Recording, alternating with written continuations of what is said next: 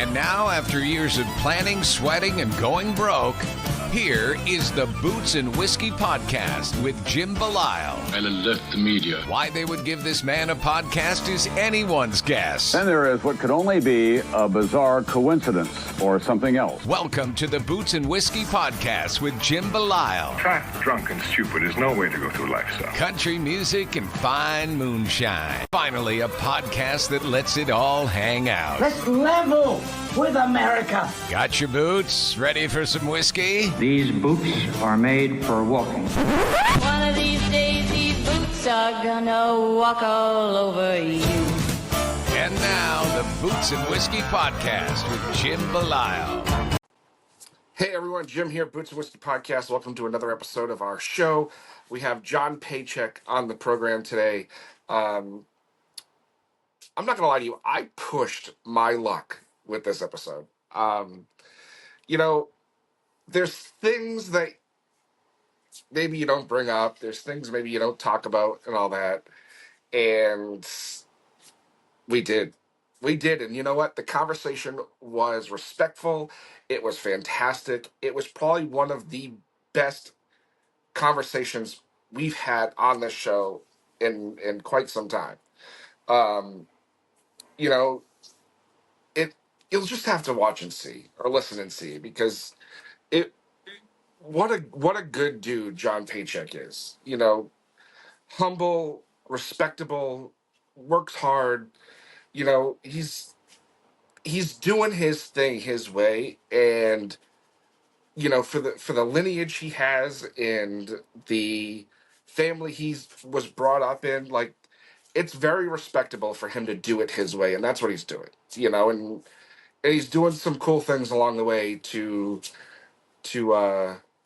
you know what, you'll hear and you'll see. I'll blow the whole show. So sit back, relax, enjoy. We're getting close to episode 300. That those of you paying attention know. We got a great artist for that. We got some cool things coming. We were nominated for a Josie Music Award over the weekend, so a big thank you to everybody who nominated us for that, and to the Josie Music Awards for putting us out there. Like, that's awesome. What else? That's it. I don't think we did shows this weekend. We didn't go to any shows this weekend. Sad. Maybe next weekend. Nope, I don't think next weekend either. The weekend after. Yeah, I'm already tired. But anyway, that's what we got. Sit back, relax, enjoy, and there it is. This is not one you're going to want to sleep on or miss. So stick around to the end. Cheers. Because we're not a very formal thing at all. Okay. You know, I shoot the shit with Jesse probably on a weekly basis at this point. Okay. And he's great. You know, I saw his mom last weekend over here in Connecticut, and you know, she's not doing public appearances or anything. So, okay. You know, between you and me and everybody else that's gonna listen to this, he was able to pull some strings, and I got to say hi and shit. So that was really cool of him to do. But yeah, he's become a pretty good friend. You know, all things considered. You know. Yeah, Jesse's pretty cool, dude. Yeah. So, you know, like when you're in this industry, you know, you throw names around. You're like, hey, do you know this person? You know that person, so on and so forth. And everybody knows everybody. That's right. That's right. So thanks for being on, man. You know, this is a huge honor for me. I appreciate it. Thanks for having me. I appreciate it too. Yeah. So, I mean, I don't know what your team's told you or if you know much, but like I said, we're just gonna kind of shoot the shit, get to know you as a person. You know, and that's really it. You know, there's no glitz, no glamour, no fireworks or anything. We're just gonna, you know, two buddies shooting the shit, you know? Sure, man. Yeah, sounds good to me. So, how do you start this journey? You know, I know you know, the elephant in the room is, you know, we know who you are, right? Yeah. So how do you personally get into it? How do you say, you know what, that sounds like a good idea? Well, it's not a good idea. For anyone who's deciding to do this, it's a terrible idea. Don't do it, run. Don't do it. Enjoy music playing at home, but no.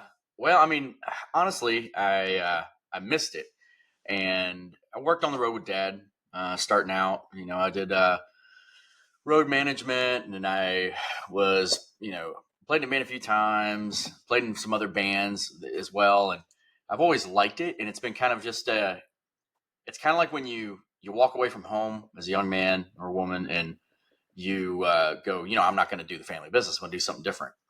And Right, sure. as you get older, you kind of go, there's some nostalgia to it, and you're kind of like, man, maybe I should have done that, right? Right, No matter what the family business is. So that's where we kind of ended up. It's also this. I hate to harken back to this, but it's this Roman soldier idea of because I was military, right? So there's a lot of that mentality about me, but this idea of coming off the battlefield and you go home, and you go back to being a farmer, you go back to being whatever, right? And that's partially what it did. I came back and heck, I got a farm started. It's all lavender, but it's good crop. We do that, and then came back to music. And I'd been writing, I'd been playing occasionally here and there with some gigs and things like that, but nothing serious. Just set in and hang out with people. Even jazz, because I play reeds as well. I just missed music. Now there was a keystone to this, and that was I was at there was an event where at the Country Music Hall of Fame they were doing a Outlaws exhibit, and a bunch of people were there, and I got invited.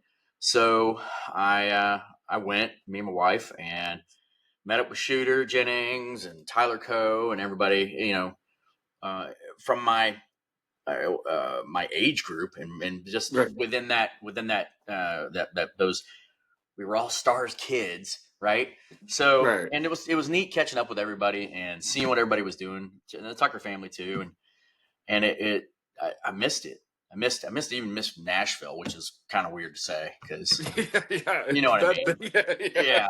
So it was, and I'll tell you now, it's weird too because hell, man, you go into Nashville and everything's different. I guess I've hit that age too, where I go someplace and I'm like, I remember when this used to be a record store or whatever. Right. But I'm sorry, I don't know if I can. No, we're a bunch of degenerates here, so it's totally fine. There were no rules laid out to begin. So yeah. No, I don't have them. We don't have rules here. Okay, good deal, man.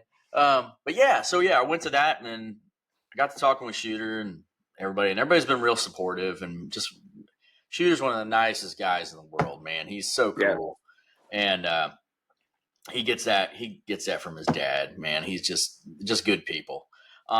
So anyway, yeah, that kind of kicked it off, and I was like, well, hell, I'm gonna throw my hat in the ring and just see what we can do. And I'm trying to do it where I'm not, I'm not a tribute act. I'm not doing that kind of thing, and just kind of playing my own music and all that. And you're not going out there to be dad. You're going out there to do your thing. Mm-hmm. Yeah. Which there's a lot of people that don't want me to do that. Well, it's funny because you're not the only. I call them legacy acts, right? Yeah. And that's no disrespect to anybody. It's what else are you gonna Yeah. And the same thing. I talk to Jesse about it all the time, where he's like, people would love for me to get up on stage and sing all of Dad's songs, but he's like, fuck that, I'm not doing it. Yeah. And I get it, because I don't, in a way, I don't blame you. You talk about the family business or whatever, but I would never have wanted to emulate what my parents did, and not that whatever they did was bad or wrong, whatever. It's just not what I would want to do. No, it's your time. It's you can do some of that. You still got to have. It's a family business, right? So if I go and which I did here at the beginning, I was just like, no way, I'm not doing any of his music. I'm not going to sing any of his songs. Right. We're not doing that. But I've lightened up a little bit, and honestly, that was. I was sitting and talking with Ned Ledoux and his manager, and we were just hanging out, right? Sure. And we got on the subject of doing our parents' music and things. And Ned does I don't know if you're much familiar with Chris Ledoux's music, but Oh yeah. yeah. And he does some of his dad's stuff and the show, and he continues to do that. And hell, I mean, he kept the band together and everything, which is I find so admirable that he was able to pull that off and take care of him after everything changed. But yeah, he does some of his stuff, and it fits in the show right. But the one thing he said was, and it stuck with me was, you have more right than anyone else to sing your father's songs. Right. And I never really thought of it that way, because I was afraid of people looking at me and going, "Oh, you're riding coattails" and all this other crap. Yeah, of course. Right. And I've never been like that. Right. So it's like, no, we ain't doing that. So we changed up the show this year, and I got a handful of dad's stuff in there, and I got my stuff, and so I got some other covers that I like, and yeah, that's what we're doing. So now when you are doing like your own like original songs, right? Mhm. In all that writing, where does that come from? Where is that coming from? Is that coming from like your military experience? Is that coming from growing up in this fucked up kind of world? You know what I mean? Like, again, no disrespect, but I cannot imagine living your childhood in that world. I just can't, and not many people can. It comes from, it comes from just me, right? Everything I grew up with, everything I've lived through. I've been a firefighter. I've been an Army officer for over 20. Well, we're coming up on 20 years. So you're still doing that? As a reservist, yes. Oh, yep. Nice. That's awesome. I'm an intelligence officer now. I used to be an aviator. So, but nice. Yeah, man, it comes from that. It comes from, just growing up around, Hell's Angels and all this other unusual stuff. I've had an unusual life. So yeah, I'm sure it's been unique. Right.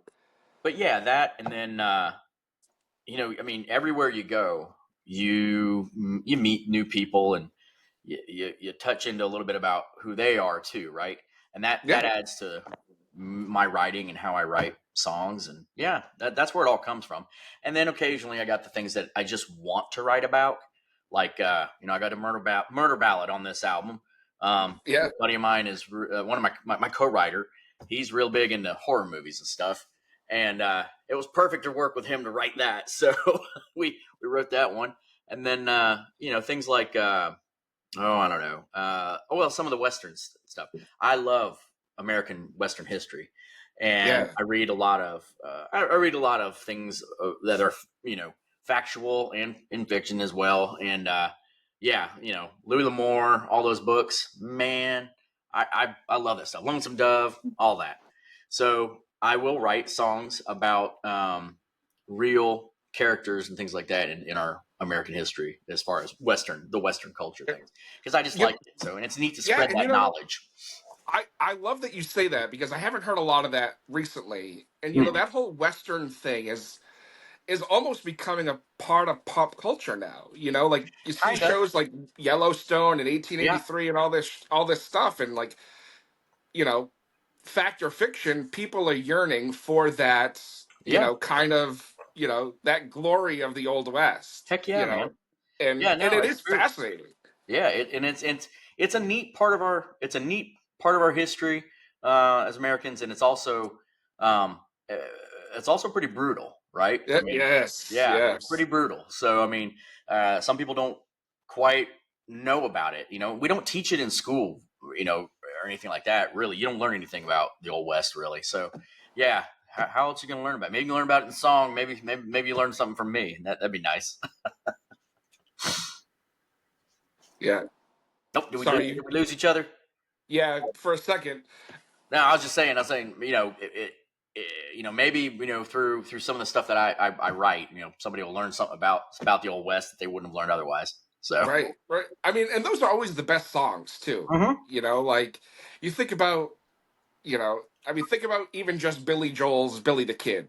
You know what I mean? Heck like yeah, man. that song is total bullshit, but it still makes you like think. It does. Yeah, man. And that's the kind of stuff I like to do. So yeah, right. Now, so when you I know we're all over the place, but Oh, you're I have fine. ADHD real bad, so I get Me I get a too. thought in the brain, and I'm like, oh, this is a good one. So when you started doing the military stuff, like, how did that come about? Did you just say, you know what, fuck this, I'm out of here. I want to be I want to be rebellious, so this is what I'm going to do, or was this something you always wanted to do? It's kind of something I always wanted to do, and it stemmed back to my grandfather and his two brothers. They were both on my mom's side. They were both in World War II, Yeah, and one of them was a POW and everything else. And yeah, I kind of had as I was growing up, he was this John Wayne type character to me, sure. and I always admired that. And that was one thing I had talked to Dad about it before, he passed and all that, about thinking about going in and doing that. My mom wanted me definitely not to do it, but Yeah, yeah, sure. that it was that kind of stuff that pushed me in that direction. But I became a firefighter first, and then 9/11 happened, and Yeah, that's when kind of just said, "Okay, now it's time to do it. Let's go." yeah, So that, yeah. yeah, started me on the journey. I was, I kind of think about 9/11 and stuff like that all the time, and I'm at an age where I was 14 when the towers fell, right? Okay. So I'm old enough to remember life before and after now, Yeah, right? And how things were. And I say it all the time. Like, if I was like 4 or 5 years older at that point, I probably would have been like, "Fuck this! I'm on my way." yeah, You yeah. know? No, I mean, I was a little older when I got to that point, but uh, still within my prime, And yeah, it was it was. I won't say it's a good time, but it was a time. Right. I mean, you know, I'm sure it changed you as a person. Sure. Oh You yeah. know? I mean, anything like that. The firefighting as well. Um, you see a lot of stuff, and you deal with a lot of things. Within the firefighting realm, you're there with people that it's their worst day ever, Right. right? And Right. you're trying to help them through that. Some people don't understand that, but that's the way it is. And then within the military, depending on your job and what you do, I dealt with assault aviation, security operations aviation, and then also dealt with the intelligence operations within aviation as Okay. well, right? So I did all kinds of stuff. In Afghanistan, I flew fixed wing aircraft, doing circles over places, looking for bad guys and helping spec op guys go kick in doors and all that kind of stuff. And yeah, it was a good time, but yeah, I am ready to be done with it. I'll put it that way. Yeah. Oh, I'm sure. I'm sure. So, Yeah. during the quote unquote prime of it all, I guess you could call Uh-huh. it, right? How many tours did you do? Let's see. I did with the Army. I did my one with them, and then I've did more than a handful of other things with. I also worked for an agency here in the Washington D.C. area. Oh, nice. So yeah, yep, Nice. So okay. So you're in that area now. Okay. I mean, that makes sense. yeah. I live outside Washington D.C. and I'm in Virginia. Nice. Yep. Nice. So What a great area to be in. it's okay. Yeah. Like, okay. So I say I'm that. ready to leave. I'm done with I'm the sure. traffic. Yeah. Um. I mean, I say that because my bachelor's degree is in political science, and Okay. I double my majored in U.S. history too. Okay. So, and when I was in college, I was going down there on a regular basis, but I was also going down there to party and Yep. rub elbows Oh, there's all kinds of cool stuff here. yeah. Oh yeah, man. Yeah, when I first moved to the area and I was got my job over there, I was always down by Alexandria and, partying around there and stuff and Yeah. just being stupid. Yeah.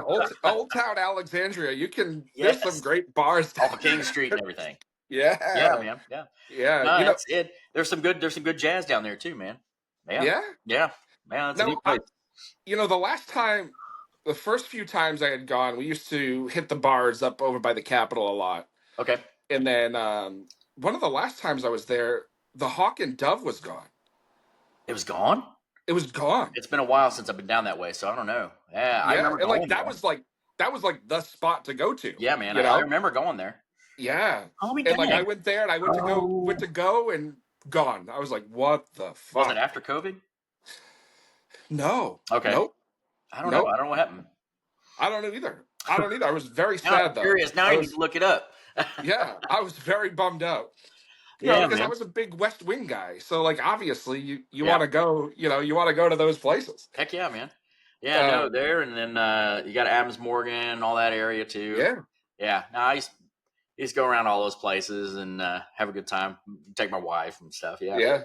Yeah, I wanted to be a history teacher really bad. Okay. And in Massachusetts you have to pass what's called the MTELs, Okay. and I just couldn't do it. I Ah, was just I didn't I don't sit down and take a test very well. gotcha. And also I would want to teach history the right way and I not, gotcha.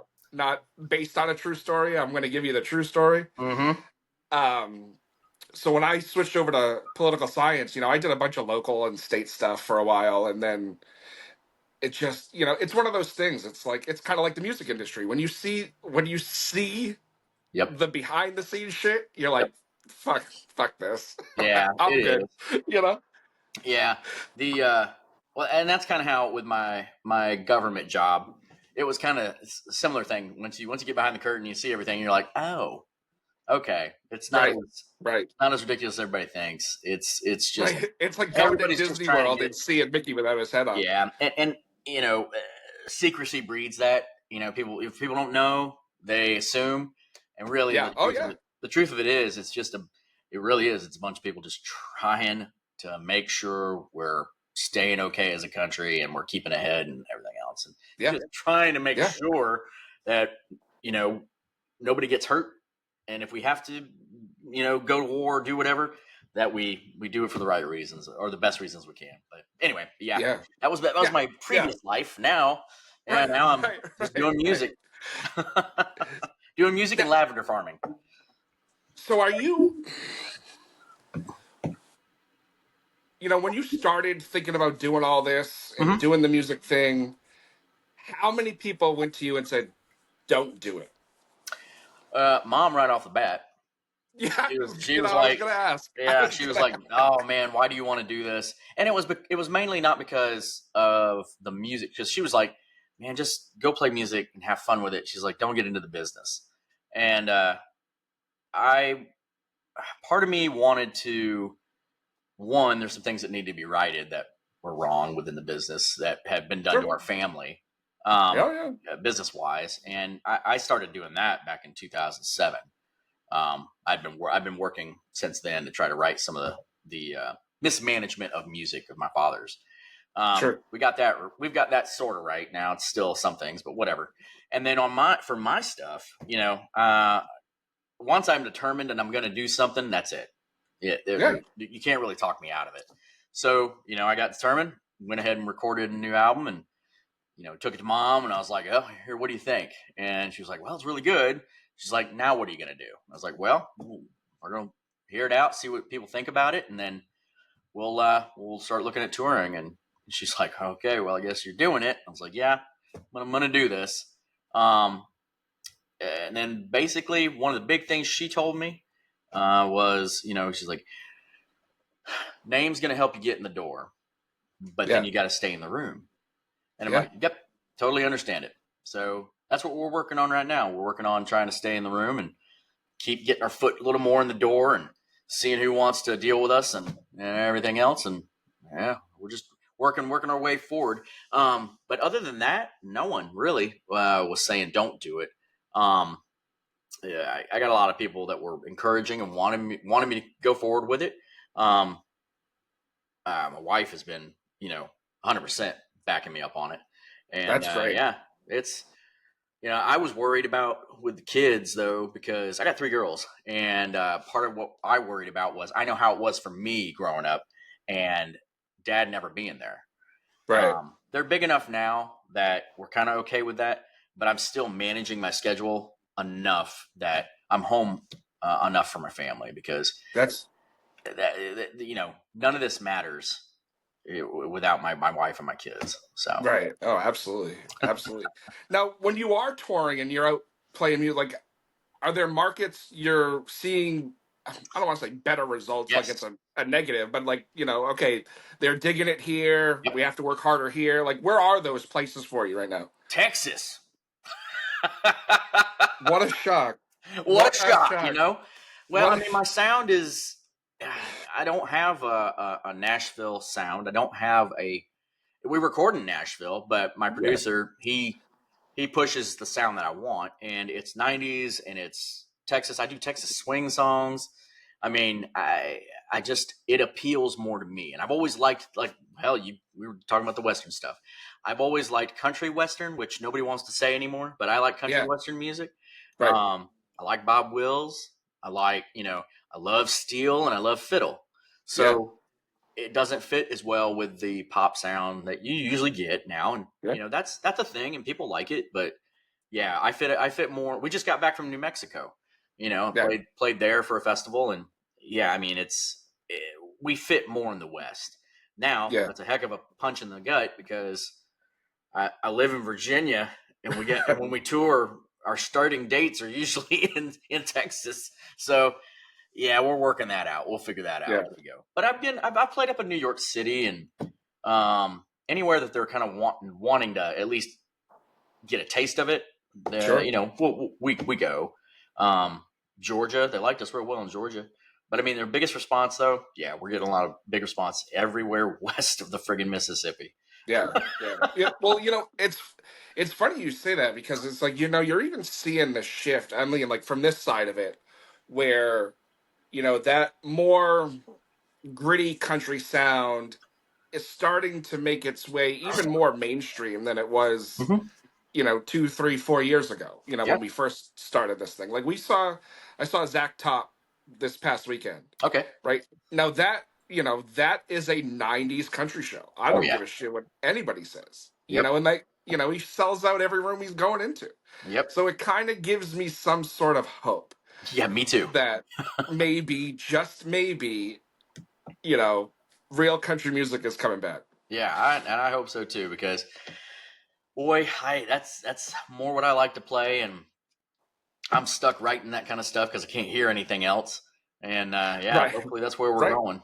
Well, like I guess that's a perfect question to ask, right? Like growing up in that, outlaw country era and having, the father you did, like how do you not, because that was the greatest time in country music, if you ask me. Yeah. You know what I mean? Like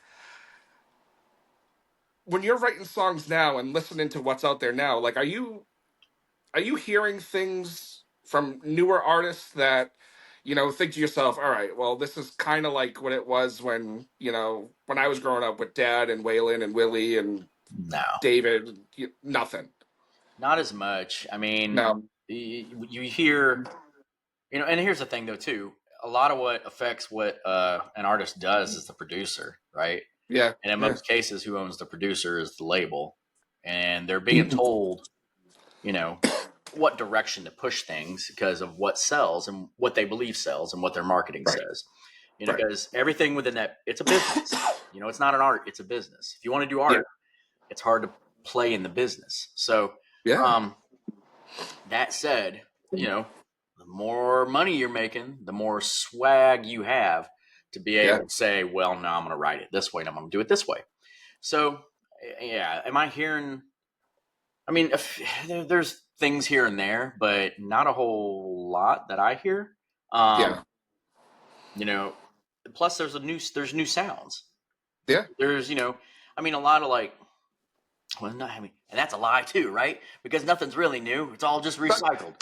So, like I was going to say like Tyler Childers and them, those guys, I mean, that's that Kentucky, that's that Kentucky Appalachia sound, but it's really just harkening back to the Appalachian music, right? It's what they're pulling from and how they get what they've got now, right?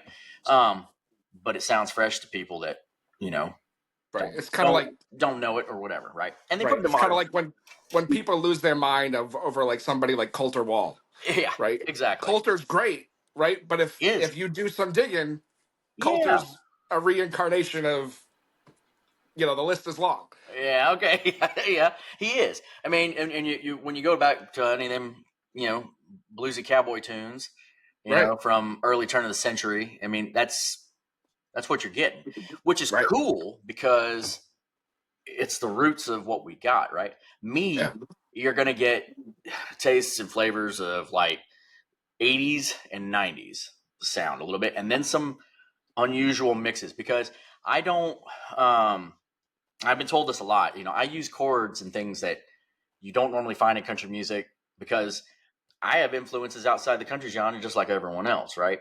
Sure, And yeah. I don't sit and listen to a lot of music, period, because I don't want to be influenced too much. I want it to come from Okay. inside me. But I mean, I do listen to like George Strait, and I've listened to Zach Top some. I like what he's doing. He's doing some good Yeah, stuff. I do too, yeah. Colter, cool as heck, man. But I don't know how long he's going to stay in doing this. I know he doesn't like the business No, side of things, right. So And he doesn't want to leave Canada. He doesn't want to leave his ranch. Well, no, hell, I mean, why would you? That's a Right. good life. That's a good life. Yeah. And, it's a lot to manage and deal with when you're dealing with a farmer ranch. So I get it, man. And then it's sometimes it's easier doing that than freaking coming out on the road and doing all this crap. We got robbed in Amarillo going out to this date. So, I mean, Right. yeah, it's like, who wants to deal with that? Right. So, but I mean, yeah, as far as the sound, yeah, you're not hearing a lot of the old timers in any of the new people, I don't think. Right. You got some that are maybe mimicking and doing a little bit close, but then if you're mimicking and you're not creating, then what are you doing? So, I mean, I don't know. So, and I'm just doing whatever I can do too. And I think most people, that's what they're doing. They're just doing whatever comes natural to them. Right. And like, not to beat a dead horse, but like, you're making your own thing. You want it to be uniquely you. Yeah. And that's hard, because we're influenced by a lot of things. Sure. But yeah, I mean, you want whatever you put out there to be yours and be unique to you, and you do not want to write for an audience. That's one thing I've learned. Early on in my writing, you could see, or I could see before I put anything out, it was like, man, I'm writing to what I think people want to hear. And it's like, man, I can't do that. So right. I tried a few songs and I was like, man, this just sucks. So yeah, yeah, exactly. I just went and started writing what I wanted to. So, I was just thinking about it, and like your fascination with history. Do you get into the history of country music? Yes. When like in the beginning, and how it's that stuff is super fascinating for people that can sit down and because some of it is pretty dense, and but like it's interesting. Sure. Bristol's right here. I mean, right. I took I've been a couple times coming through Bristol, coming back home. We'll stop whoever with me and everything, and we'll go to the museum and hang out, because every time I'm in there I learn something a little bit more.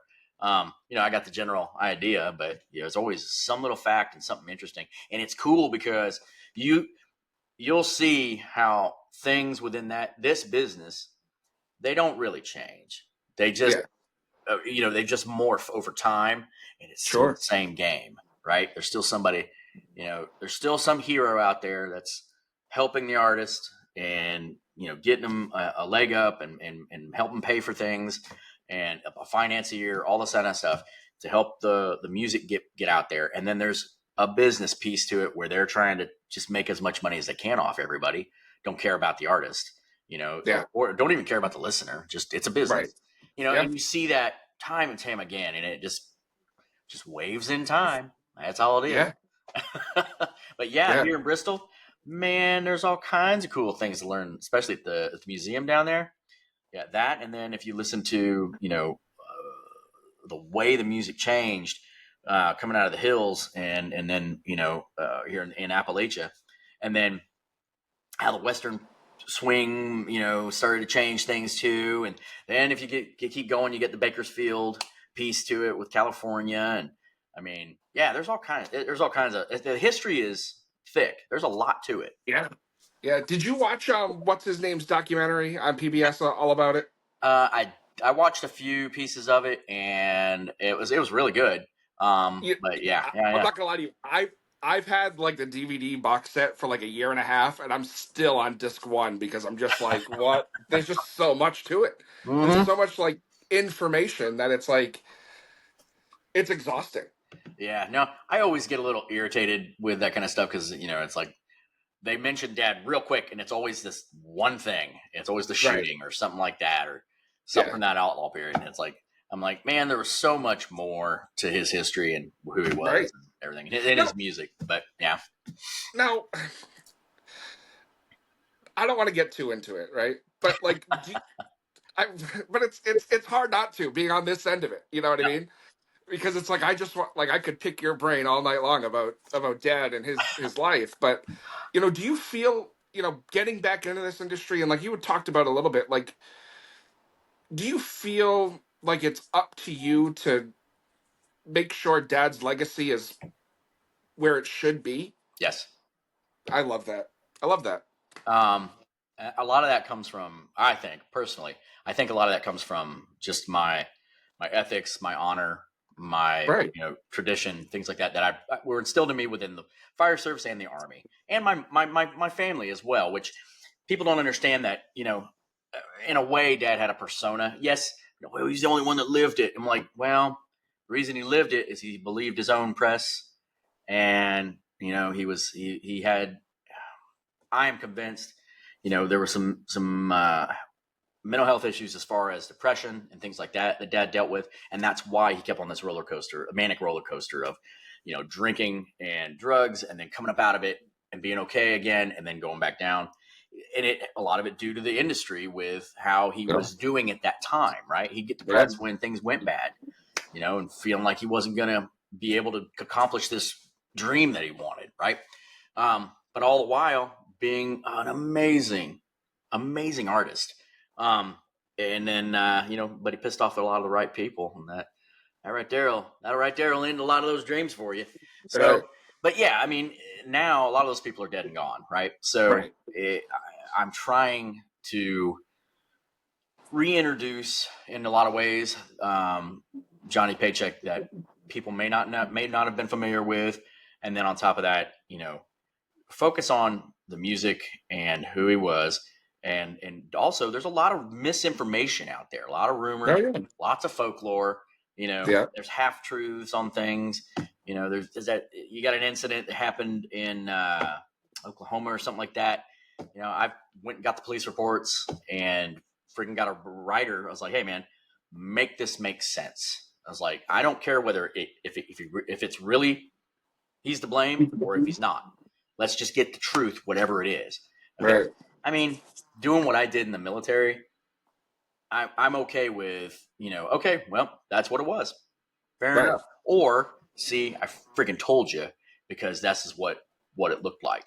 And, I mean, we're working our way into that kind of stuff. There'll be a paper released on that here. That's supposed to come out here in another month, I think.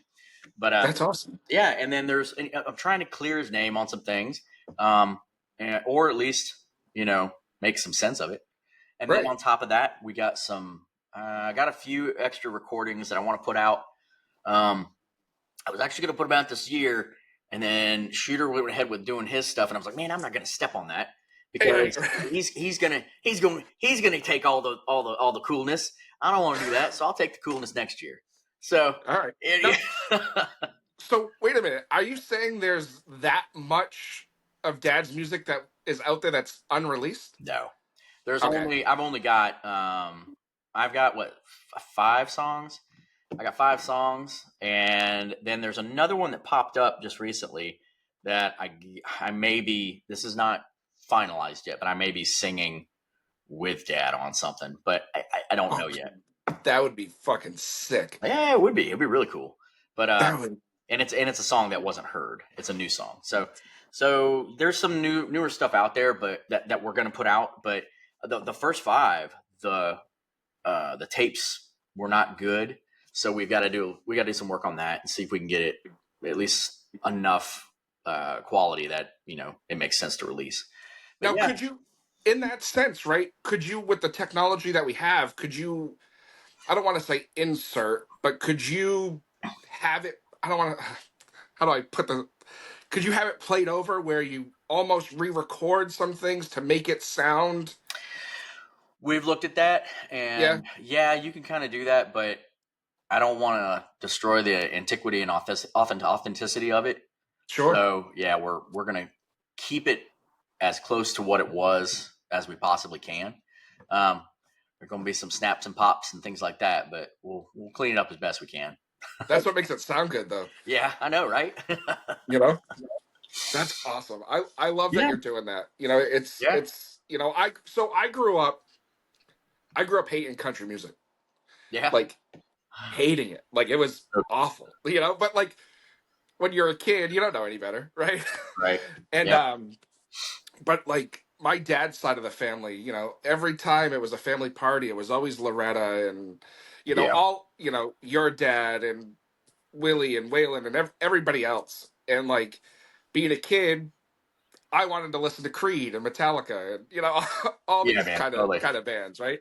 I But understand like that. I think back now to that stuff and those family parties and like the love I have for this now and the love they had for it then, Yeah. I kick myself in the ass every day.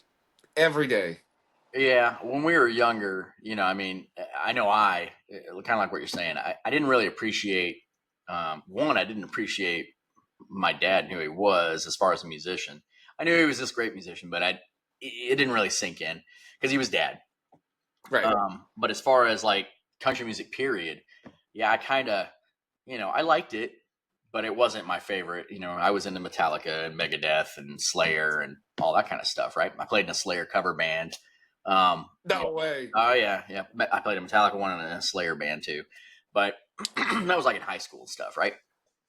And that was that time too where I was, you know, being a rebellious young man and doing Yeah. doing what a stupid young man does, and having a good time. But yeah, I mean, you know, I don't know what it is, man. It's like the older you get, the more you kind of do appreciate, especially country music, but the more Yeah. you kind of appreciate just, you know, your roots, where you come from, you know, appreciate a lot of things like that. So, yeah. You know, I tell I people all the think, time, you know, like country music really started to make sense like once you started to settle down and have a family and kids and yeah. marriages and you know like it's like all right, I get it. Well, that and experience some good heartache or experience, you know, some good pain in your life too. Um, Right. it's kind of a good remedy for things like that as well. Yeah. Yeah. Yeah. We Every got, now and again you need a good murder ballad in your life. yeah, well, yeah, and well, we for this month we put out "Foolish Ways," which is a Yeah.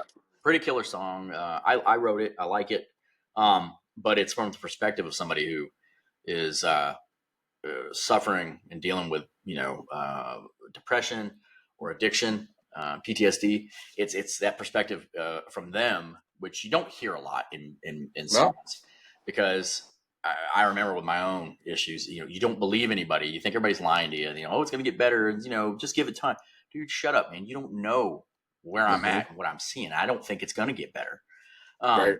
But, you know, and then there's this idea that I don't want anybody to help me. But then you have this little bit of a voice in you kind of going, but please help me. You know, Right. and that's what the song was about, right?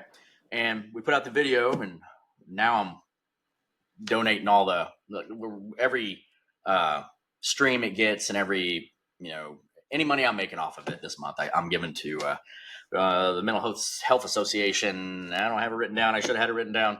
Anyway, a mental health association that supports other agencies in the United States. So, Nice. yeah. You know, and like honestly, there's no, you know, I'm a big advocate for mental health. You know, we talk about it on this podcast all the time because, you know, having some sort of a voice, I guess, you know, I hate to even say it that way, but like, you know, this podcast is for like everyday people, right? Yeah, gotcha. Where, and, you know, everyday people go through this shit all the time. And, you know, especially being a guy, you know, like it's the faux pas to talk about your depression, your anxiety, your this, your that, you know, whatever, you know, and like you boil it up inside and then, you know, then you're the asshole because you react. Yeah, there's you know? that too. Yes, sir. You know, Yeah. so That got me out of my first marriage. But yeah.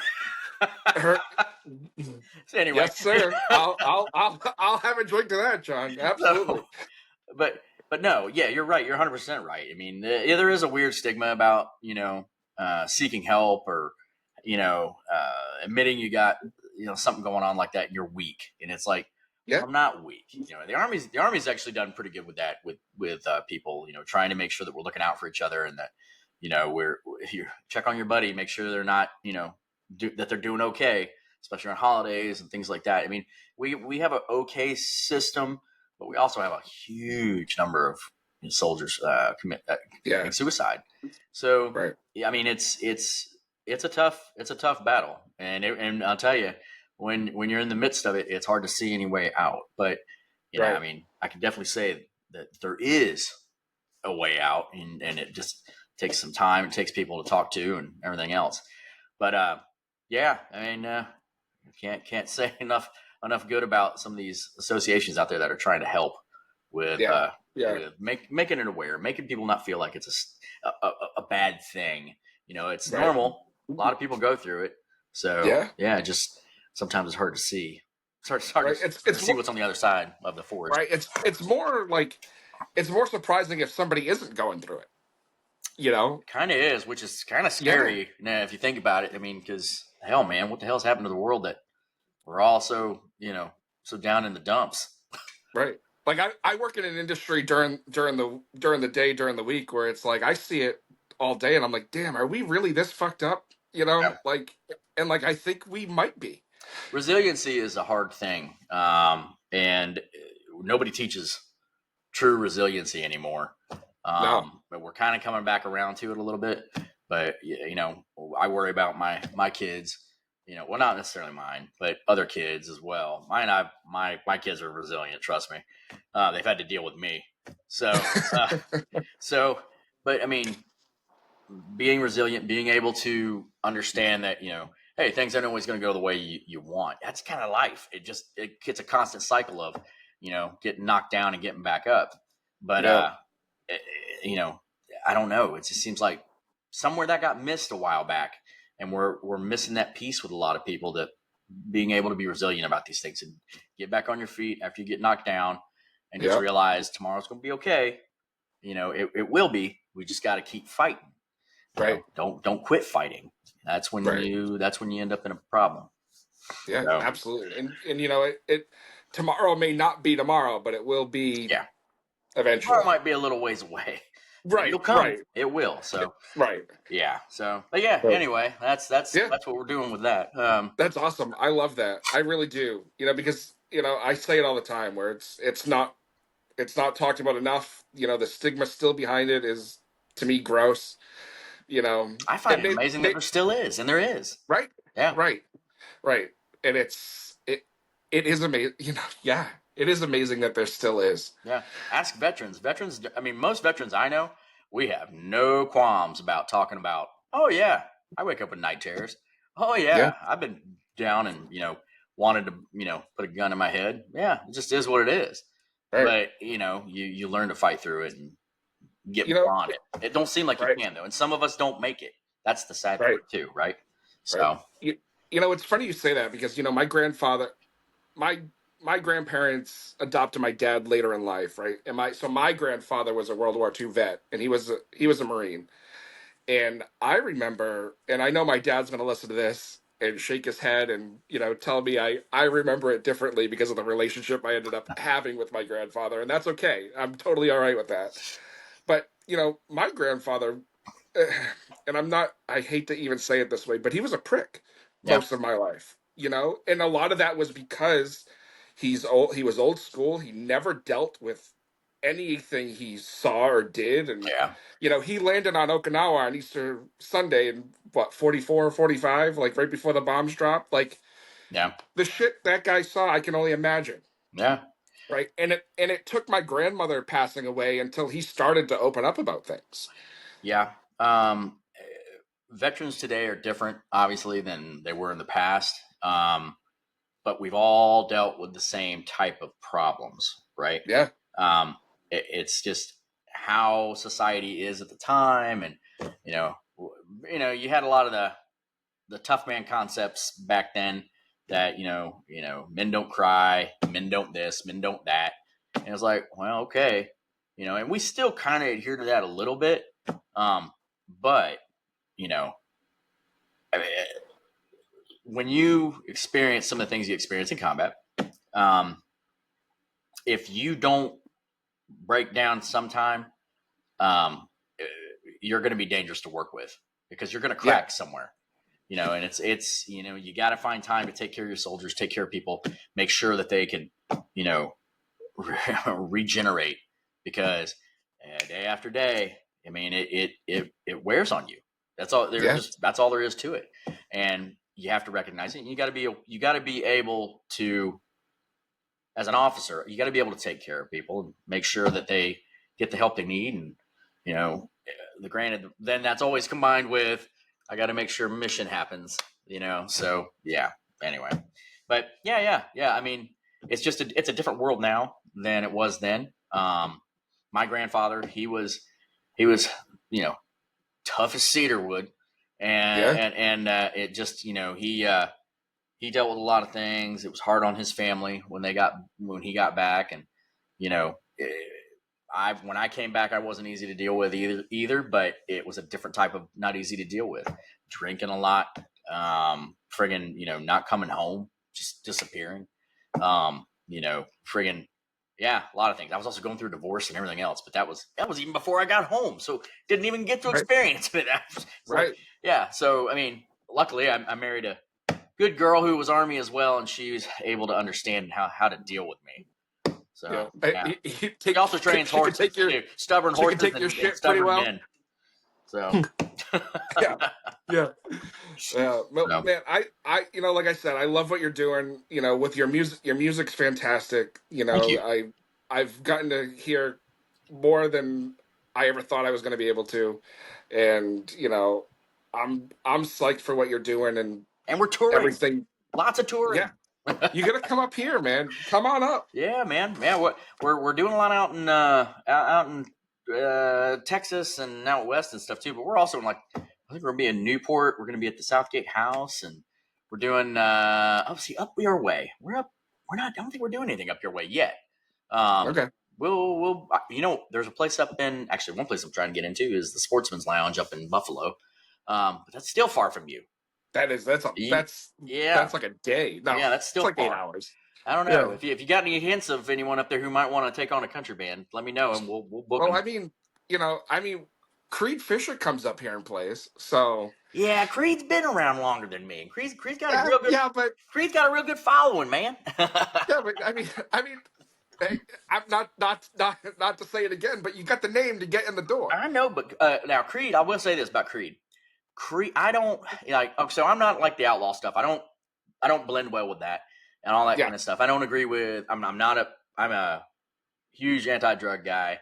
I'm all about drinking too. That's fine, but I'm not big into drugs or anything. When I say drugs, I mean I consider even pot like drugs. It's just I was a dare kid, so and then I couldn't do it in the military. So one thing I love about that guy is his work ethic. That guy is always putting it to the screws.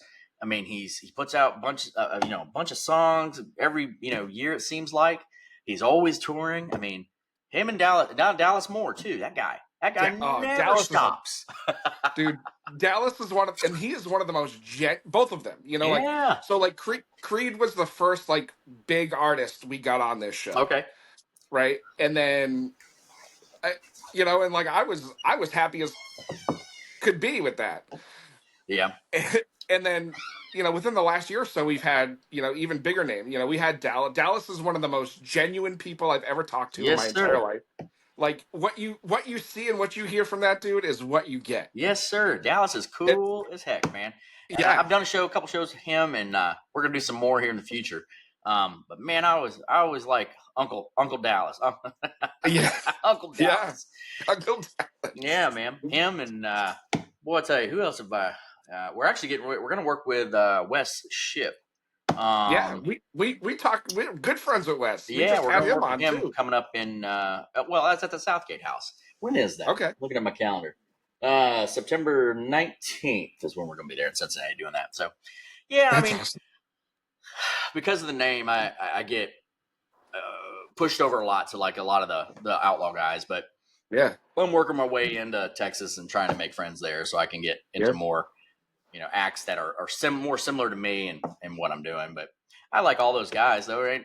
Everything they're doing is cool. It's just just a different style. And Way's another one that I like. Way. Yeah. He's you know Ward Davis? Roy Davis. No, I don't. The name sounds familiar. Ward does a lot of Ward. He's Ward written Davis. a lot of I know Ward him. Davis. Yeah, I know. I don't know him, but I know his work. Yeah. Yeah, he's a good dude too. Like we've had him on like all these Texas guys and guys in the Midwest that are, really doing it and coming up. Like we've gotten really fortunate doing that, and like it's wild. We'll post shit about Luke Combs or whatever, right? And it'll be whatever, it'll be fine and whatever. But I post shit about like West Ship or Creed Fisher, and it just goes crazy. It's the wildest fucking thing in the world. Indie artists, I mean, we're doing okay, right? I mean, we're not doing bad. We're doing okay. And, I mean, 30 years ago, nobody would have thought that this would ever be this way. But now, I mean, like Wes has got a shot. You know what I mean? I got a shot. I mean, people have a chance at making a living doing this. Yeah. Absolutely. I don't I mean, I'm not delusional. I mean, I'm not going to get to that, I don't know what that gigantic ultra star level. I know that's not what I'm trying to do. I'm just trying to get to a medium level where I can make a good living and take care of my band. That's a big part of it. I got 6 guys in the band, and I want to make sure they all can go home and feed their families. You know what I mean? Right. So, I mean, it's like, that's all we're trying to do. Make some people have some fun. That's it. And you're doing a hell of a job. And you know what? You're the team you've built around yourself has been great. And, for the most part, easy to work with. I don't say that like that they haven't been, but PR people. Yeah. Jason's a good one. He'll put the screws to you. He sure is. Why do you want to talk to him? It's like, okay, be nice, Jason. Right. Jason does a great job, though. It's kind of, it's kind of, and I'm not talking shit, I'm just a very open and honest, no boundaries kind of fucking person. But like that happened with us with Way. Like I wanted Way on this show, like you wouldn't believe. And then it was like, you when you're in the industry, you get it. Yeah. And it was like, well, he can only do these days at these times, and the XYZ, and then like I have friends that are super close to him, and they're like, he's not that way at all. And it's just so funny, Yeah. No, I mean it's you got people managing our schedules and everything else, and but I mean we tell them though, of course, it's like, well, I got this going, I got to do that, I got to do this, and that's just how it is, Right. And I hope that it just doesn't come across as bad in any way. Oh God, no, absolutely not, absolutely not. But like I mean, I'm not to pat myself on the back, but I feel like once I get somebody on and he gets shooting the shit, like a lot of that, I don't want to say goes away, but like there's a different level of comfort, when it's like, I'm not here to fucking hold your feet to the fire about anything, but like I might as well be a fucking Curious George over here. I like it.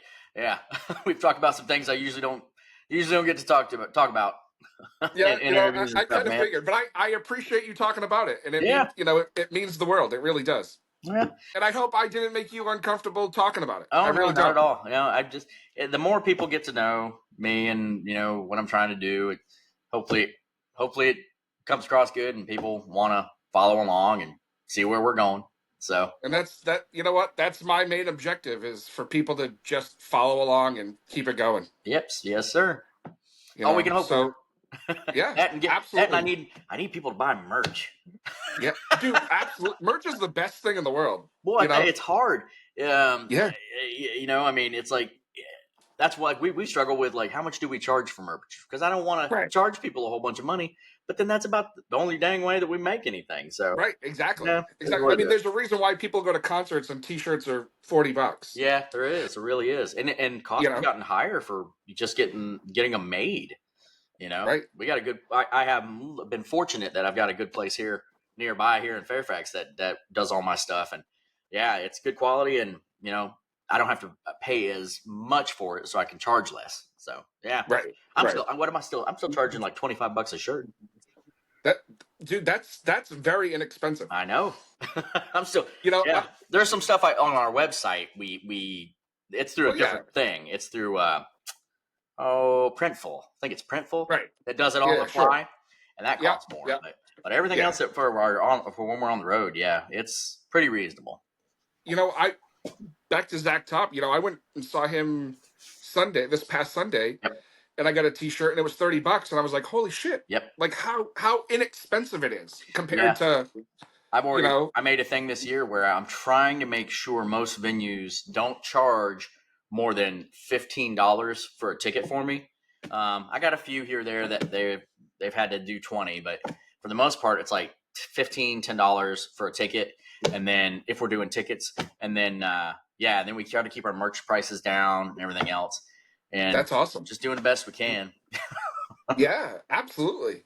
Absolutely. And you know, you're doing a hell of a job. And like I said, I appreciate the hell out of you for coming on and opening it up and being a hell of a guy. I really do. Thanks. You too, man. And I don't mean, again, I don't say that disrespectfully at all. But, No. you know, you never, you know, I go into every conversation never knowing what I'm going to get. No, you know? I understand that. You know, and so it's nice when it's easy. So I appreciate you making it easy. Well, I try. Yeah. You too, man. Yeah, and I love the shirt too, by the way. My Ricky Bobby shirt. Yeah, I did not know we were going to be on camera, and I'm like, oh man, I hope we're not on camera. I got my slumming around clothes on, and That's totally fine. We came up with the camera, and I was like, oh well, here we are. But you know what? It's awesome, and it fits right in with everything. So it's all Good. It's great. It's great. It's great. Well, John, All right, thank you man. again. Have a great night. Thanks Yes, for coming sir. on, and we'll talk to you soon. All right, talk to you soon, man. Thank you All for right. having me. See you, bud. Bye. Well, there you have it, everyone. Our conversation with John Paycheck. John, thank you again from the bottom of my heart for coming in today and being a part of this show and telling your story.